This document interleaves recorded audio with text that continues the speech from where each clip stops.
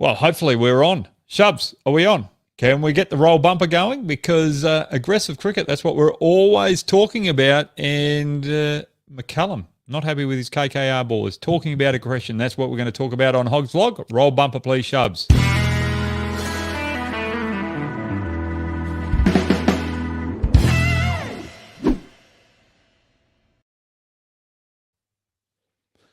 Well, the first talking point, sorry about that. I didn't know that we were live. I was just waiting for the technician back in the Indian studio to get going. But top order dominance, that's what we're going to talk about today.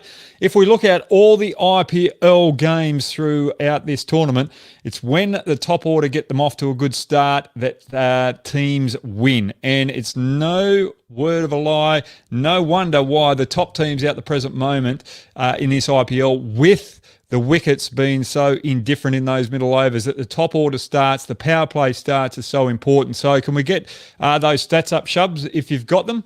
Let's just look at it. The top of the table are RCB, Chennai Super Kings, as well as Delhi Capitals. And look at the opening partnerships there, out the top of the order with averages of 70, 64, 62. Punjab Kings, who are playing tonight, they're fourth on the list, but Agarwal and Rahul, well, they've been inconsistent as well, so they've got to get them off to a good start. Okay, next point. All right. The wheels have fallen off. I'm talking about Mavi here last night and KKR in general. Their top order is not getting them off to a good start, and their middle order isn't either. Yes, you can play in the top order, but the captain, Morgan, in the middle order as well, hasn't stepped up to the plate, so they've got issues there. But last night, Mavi, if you looked at that over, Prithvi Shaw was all over him. He just did not have any answers. He changed the field halfway through the over, then bowled a wide one, and he just couldn't work his way back into the contest, and he just couldn't bowl to his field. Now, as young cricketers out there, these moments do get to you. They got to me a number of times, and young Mavi, you could just feel the pressure, the tension on him. I was feeling it at home. And I was so upset for him, but these things happen. But you've got to find a way just to calm yourself down and get yourself into a routine of asking yourself, what ball do I have to bowl now to get back in the contest? He didn't. He got flustered and he started to panic, and he just bowled all over the shop. So that's something he's got to work on. And if you look at the rest of the bowlers in the KKR lineup, the experienced players just did not stand up and deliver. All right, next point, Prithvi Shaw. Let's get on to Prithvi Shaw. I'm just absolutely loving this guy. He's changed his technique. If we looked at him last year, he went out to Ricky Ponting when he wasn't in form and didn't have that touch. I'm not going to practice. I'm not going to hit balls. I don't need to hit balls. I just want to get away from the training session. But this year, he's worked hard on his game. He's realised what his weaknesses are. He realises that his spot in the Indian team is on the line, and the likes of Gill are sort of taking those opportunities away. He's come back with a vengeance. But just not the Mavi over. It was the second over to Chakravorty, which I was very impressed with. That cut shot through the point region for 4, just to keep that momentum going and keep the pressure on KKR, was the shot of the evening. But just the way he changed gears as well. Pat Cummins came on. He just was a little conservative. And then once he got his measure, he started to attack him as well. Prithvi Shaw, there was a lot of expectations about him a couple of years ago. But right now, those expectations are starting to liven up, and he's living to those expectations. So I think he is going to be a fantastic asset for Indian cricket moving forward. He'll be in the T20 World Cup squad at the end of this year. Okay, let's go to the teams tonight quickly. What have I got for you? The playing 11 for Punjab Kings 11. Now, I wanted to go in with extra pace, but De Villiers in those middle overs has struggled against spin. So hopefully they can exploit that. That will be the game plan of RCB tonight. That's why I've got Allen in there. I've got Jordan in there as well because he's a power play bowler. I have removed Enriques, and I want Shah Rukh Khan to get more opportunity as well because he started off really well, and I think he should be in that lineup. And Bishnoi's in there as well. So Bishnoi against Maxwell will be one of the big matchups tonight. I was thinking about putting Gale as opener, But if we looked at the stats that I brought up earlier today, it's about the openers getting them off to a good start in the power play. Chris Gale takes his time sometimes in that particular role, so you can't afford to have it. Rahul and Agarwal have got to be more consistent, because when they failed, Punjab Kings 11 fail as well. So it's up to them to be consistent tonight. Next team, please, Shubs. Let's get into the questions as quickly as we can. Changes for Royal Challengers Bangalore? No. Absolutely no changes. Now, I'm just going to quickly go to my notes just to cover all bases of what I think is the matchups tonight. Apart from Bishnoi and Maxwell, that's the one that I'll be watching. It will be a battle of the openers. Kohli and Padikal up against Rahul and Agarwal. Whoever wins the power play will win the game tonight. And Patidar, I want to see him do exactly what he did last game and follow up another good performances. And if he does that, RCB will be going into the finals with sheer pleasure. Okay, let's get straight into the questions. Thanks very much for that, Shubs. I've just gone through the key matchup. Sorry about that. Let's get into the first question. Thank you very much for everyone that's joined me. Sorry for being a little bit late, but we had a bit of a technical problem here. Let's live cricket. Thanks very much for joining me. What do you think? Is absence of Ben Stokes and Jofra Archer affecting Rajasthan Royals in a very big way? And for future games, what will be their game plan? Look, I don't think they're missing Ben Stokes as much as Jofra Archer. I think the only thing with the Rajasthan Royals is that all their bowlers are very similar in pace and style. They've got 3 left-arm quicks in their lineup, and I think they could go with Tiari, bring him in and swap him for one of those left-arm quicks. That's the only change I'd make. Yes, they're missing Jofra Archer because of that extra pace. They don't have that extra pace. So Rajasthan Royals are in a bit of a bother there, but the crew that they've got there now are still challenging opposition teams, and they had a great game last night. I was very impressed with the way that they kept in that match against the Mumbai Indians. Don't be surprised if they knock off some of the big wigs moving along at the end of this tournament. I don't think they'll get in the 4, but they'll cause a few upsets because they don't have as many in their squad and they can create a better team culture. Okay, next question, please, Shubs. That's a very good observation. Sam Colgan, how are you going, mate? Do you see David Malan making the 11? Not at the present moment. I think what Punjab Kings have to do is make sure they use Paran a little bit better. So try and get Paran out there when Sundar and Chahal have got the majority of their overs left to bowl for the game. If they don't do that, don't utilise Paran well, and the quick bowlers get the majority of the balls to him, that's where they're not using their full resources. So it's about using Paran properly. I think Malan is just too similar to Rahul and Chris Gale. 2 slower starts. You can't have that in your middle order. You need those players that are more aggressive in that middle order. But I'd really love to see Malan get that opportunity. Next question, please, Shubs. Gee, we've done 2 questions and it's not even the 9-minute mark. Beautiful stuff. Tobin Sanesh, how are you going? Hope all is well with you. Considering how many bowling options RCB have, should Kohli drop down to number 3 to provide more batting depth and get Finn Allen to open so AB doesn't feel a lot of the pressure? No, I don't. I think they've got a very good balanced team at the present moment, and I think they've got good batting depth down there. Remember that they've got Sams in there now and Jamison. They can both handle the bat, and it's just a matter of make sure you get the right time to bring those 2 particular players in. I don't think you should, with 4 overs to go, bring Sundar in front of those 2 bigger hitters. So that's probably the only matchup or the tactical area that Kohli's got to look out moving forward. I think RCB have got a very good team. Anyway, let's go on to the next question. Good question, that, Tobin. I know everyone wants to have a look at Finn Allen.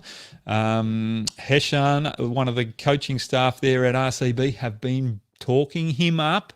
So Vishnu Jayanti, how are you going? Can you explain which 5 players you would retain from RCB for next year's mega auction? I'd go with Kohli. Maxwell out this stage. I think he's dominated in those middle phases, and I'd keep AB de Villiers for another couple of years. I think he's still got that excitement moving forward. I'd keep Chahal. He's been one of their promising bowlers, and I'd also keep Siraj as well. So I'd try and keep 3 core Indian players as well as 2 overseas players. The other one that I'd really look at, no, I wouldn't, because I think you'd be able to get them back in the auction anyway. So they'd be the 5 players that I'd be looking at this stage to keep in the RCB 11.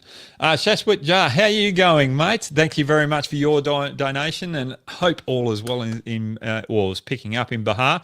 I know that was one of the regions that has been heavily hit so far in the last couple of weeks, so hope all is well there. Do you think that KKR will give another chance to Morgan next year, as he is not good both batting as well as captaining the IPL? Look, I think they'll make a few changes next year, KKR. What I think they did wrong in this particular auction, they went big for a couple of players, and then they didn't really have the right balance. So they're really all over the shop with their batting depth, because they've got well, at one stage they had quality overseas openers, but they couldn't fit them in because they had Sunil Narayan and Russell, a fast bowler, that they had to put in the lineup as well as fix up that middle order. So for me, they haven't really picked they haven't picked a balanced squad, and that's something that they've got to go to the auction next year to figure out who they would keep in their 11 KKR next year. I'm finding it hard. Shubman Gill would probably be the only one that I'd keep in this squad at the present moment with the performances that they've put on the board this year. So KKR, for me, are in a bit of a spot of bother. But Morgan hasn't captained well, hasn't batted well as well, and I think he's feeling the pressure. That's a good question. He won't be there next year. Chinapa Raju, actually going back to KKR, if they don't do too well and don't perform, they might change their coach as well. As much as I love McCallum, I just think some of his philosophies over aggression, we'll get back to that down the track. What I'm talking about with McCallum, before we get to this question, he's come out and said aggression out the top of the order.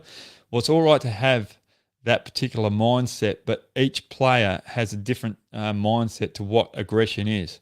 Yes, McCallum was very aggressive and swung from the bootlaces virtually every ball from the start, whereas some other batsmen like to play a defensive shot but just push it through the covers, and to them that's aggression. So it's about getting the right aggression for the right particular player's mindset. So that's something that he's got to look at and get across to his players in a more intelligent manner, should I say.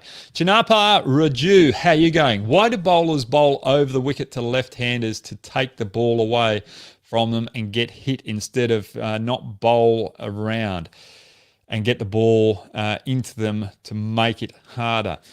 Well, so someone like a Morgan, I can't remember now, a couple of days ago, someone came around the wicket to Morgan, and he likes the ball coming in because he likes to hit with that particular angle.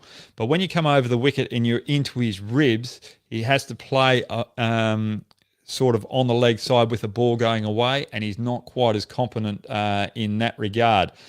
You've got to bowl that tight line to the left-handers. If you don't, and you're wide, that's where the cut shot comes in. And that's the only reason why right-handed bowlers come around the wicket, because they don't have that accuracy to control the batsman over that middle and leg stump into the ribs. So that's why you see some bowlers come around the wicket, because they're not quite as accurate. So for me, it depends on the bowler whether you come around to a left-handed batter or not. For me, yes, I wasn't a frontline batter, but when fast bowlers came around the wicket to me, I was a lot more comfortable than when they were over the wicket, because they were cramming. They seemed a little bit slower, and I don't know, I just felt more confident with it because I could pick up the line a lot better. Whereas when they were over the wicket, I had to turn my body around, and it just caused me not to get that foot outside off stump. So it depends with your match up with the particular players as well. I think Mike Hussey preferred the right-handers coming around the wicket as well for that same philosophy. So it's about the matchup. But I tell you what, Chinapa, that is a very good observation, and I like the way you go about it, but it's the matchup with that as well. Okay, next question, please, Shubs. Vishnu Jayanti, how you going, mate? Why do you think Rabada hasn't clicked yet at this IPL?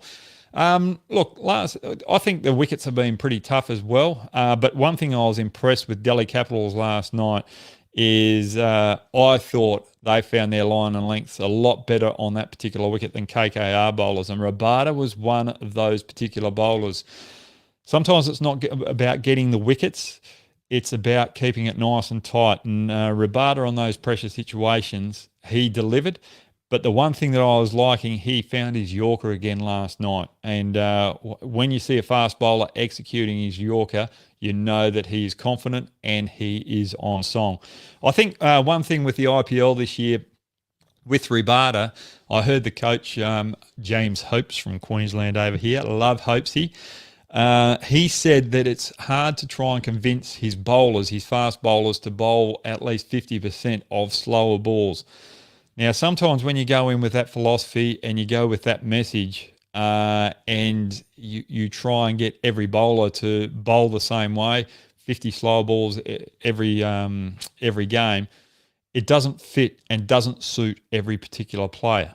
You've got to find out what makes the player tick, what's his strengths, and work to those strengths, and don't try and take that player away from those strengths. And I think what they've done there, Rabada's extra pace, I think they've taken a bit of that weapon away by trying to get him to bowl more slower balls than what he wants to. And I think that has affected his line and lengths throughout this tournament. So that's probably an issue there. It's more mental than anything like that. So probably the coach's interference in that respect.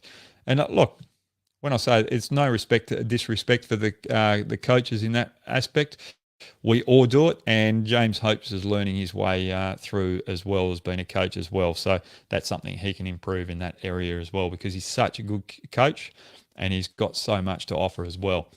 Vishnu, I hope I've answered that one pretty well. Okay, next question, please, Shubs. There's a bit of an echo there when I clap. Elton Moraes, how are you going? G'day, Hoggy. Love from sunny Brisbane. Well, it's beautiful over there, isn't it? Brisbane's one of the most fantastic places in the world. Do you reckon Gale or Mayank should open? Gale and Mayank open. KL at number 3 would be better to anchor. Thoughts, mate? I'll tell you what. Thoughts, mate. I love that. For me, if you're going to have Gale open the batting, you've got to have Agarwal out the other end. But you've got to give the message to Chris Gale that he can't do what he's done over the last or previous IPLs, where he takes his time and tries to make it up out the end, because what that does is put too much pressure on the other players moving forward. So he's got to be a little bit, well, when I say aggressive, he's just got to have a little bit of more of an attacking mindset and try and force the issue a little bit more, but not going out of his technique, but also making sure that he rotates a strike as well, because if he chews up too many balls, I think it will take away the good stuff that Agarwal brings to the team as well. When Agarwal and Rahul are on song and when they're dominating, they're rotating the strike and they're not putting pressure on one another. And I just think with Gale chewing up balls with an over or two will make Agarwal play a more expansive shot than what he's used to, and probably take it outside of his repertoire of range of shots as well. So he plays something that's not quite there. So you've got to be careful with that. But I like it as long as they tell Gale that he can't have as many balls to take his time and think that he can make it up out the end, because it's a team game and there's other players around him. Elton, I hope I got that point right. But I do agree with you. That could be a move that they make tonight. But I prefer Rahul and Agarwal opening the batting. VKN, is it too much workload for AB as he's keeping as well? He's 37 years old, so should RCB bring in a specialist keeper? He's only 37 years old. Come on. He can play till he's 45 and bat. No, I think the more responsibility that he's got, the more involved he feels in the game as well. And if you look at the way that he and Virat Kohli are working together, Virat Kohli's asking him for his opinions here and there as well, because he's got a good view behind the stumps of what actually is happening. Virat Kohli can be out on the fence every now and then, or it could be side of the wicket in that cover region. So he's not getting the full insight of what is actually happening in the state of play of the wicket. So I think AB de Villiers is very important cog for RCB keeping the wicket, just with that leadership role and tactical role that he can play with Virat Kohli. And look, if he can't do both roles, and that's what's expected of him, well, he probably should retire, because when you're playing and you've put yourself there, you're there to do a number of roles. And plus, he wants to come back and represent South Africa again. So he's got to make sure he's fully fit. If you're in, you're in. If you're not fully in, well, and you're only half in, you should be out. So he's got to keep him back. He's been a fantastic player. I've been tough on him on that particular statement, but that's the way it is. That's the facts. Okay, next question, please, Shubs. Saket Patel, how are you going? What about Australia in the T20 World Cup? Do you see them performing well against the likes of England and India? As still now only Maxey and somehow Cummins are performing well. For me, our T20 World Cup squad, I'm a little concerned with it. I don't think we've got I don't think for Indian conditions our spinners have enough. I won't say experience, but have enough variety to perform on those particular wickets. So Zampa, yes, but our backup spinner, I would have liked Ashton Agar to have more time on Indian conditions to feel confident in that regard.